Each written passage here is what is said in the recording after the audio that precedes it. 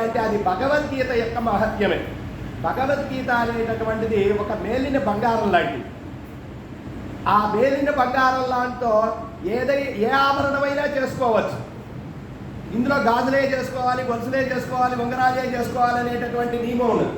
ఎవరికి ఇష్టం వచ్చినట్టుగా వాళ్ళు ఆ బంగారాన్ని ఆభరణాలుగా మలుచుకుంటారు. కానీ భగవద్గీతని వ్యాఖ్యానించేటటువంటి వాళ్ళకి ఒక పరిధి అనేటటువంటిది ఉన్నది.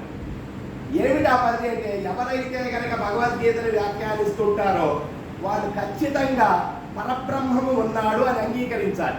ఈశ్వరవాదం, నిరీశ్వరవాదం అని ఉంటుంది. ఈశ్వరవాదం అంటే పరమాత్మ ఉన్నాడు అని అంగీకరించిన వాడే దీన్ని వ్యాఖ్యానించగలుగుతాడు. దానికి లోబడి మాత్రమే వ్యాఖ్యానించాలి. నువ్వే అర్థం చెప్పినాడు.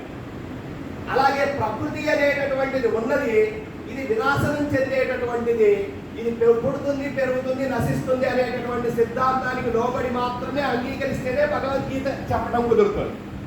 అలాగే జీవుడు అనేటటువంటి వాడు ఉన్నాడు, వాడికి పునర్జన్మ అనేటటువంటిది ఉన్నది అని అంగీకరించినప్పుడు మాత్రమే ఈ భగవద్గీతలో ఉండే విశేషాలన్నీ కూడా వ్యాఖ్యానించగలుగుతారు. లేకపోతే పునర్జన్మే లేదు, అసలు పరమాత్మే లేడు అంటే భగవాన్ ఉవాచ అనాల్సిన అవసరమే లేదు, భగవద్గీత పుస్తకం తీయాల్సిన పని లేదు.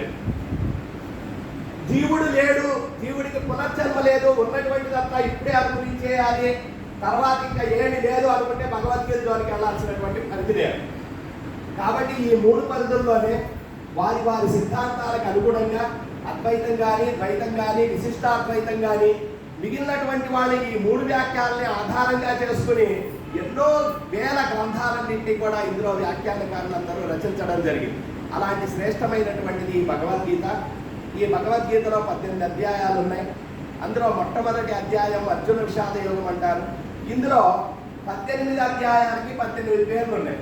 వాస్తవానికి వ్యాసుడు ఈ గ్రంథాన్ని ఒక స్వతంత్ర గ్రంథంగా కానీ, భగవద్గీత అనే పేరుతో కానీ ఎక్కడా రచించాల. మహాభారతంలో శంకర